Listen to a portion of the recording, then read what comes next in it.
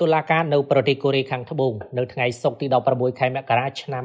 2026នេះបានផ្តន្ទាទោសលោកយុនសុកយុលអតីតប្រធានាធិបតីកូរ៉េខាងត្បូងឲ្យជាប់ពន្ធនាគាររយៈពេល5ឆ្នាំ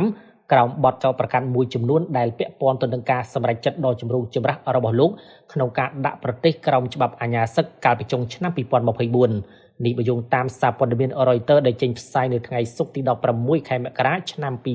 2026តុលាការនៅទីក្រុងសេអ៊ូលបានសម្រេចថាលោកយុនពិតជាមានទោសពីបទរារាំងអាជ្ញាធរអនុវត្តដោយការចាប់ខ្លួនរូបលោកទាក់ទិនទៅនឹងការប្រកាសច្បាប់អាញាសិទ្ធិកាលពីខែធ្នូឆ្នាំ2024មិនតែប៉ុណ្ណោះលោកយុនក៏ត្រូវបានរកឃើញមានទោសផងដែរពីបទប្រឌិតឯកសារផ្លូវការ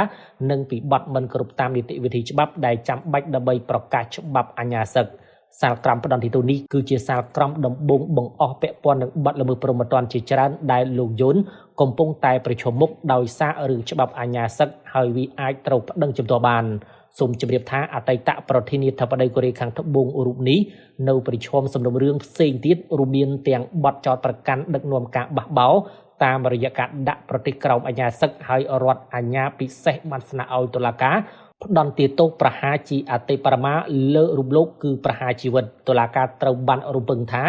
នឹងប្រកាសសាលក្រមសម្រាប់សំណុំរឿងនោះនៅថ្ងៃទី19ខែកុម្ភៈ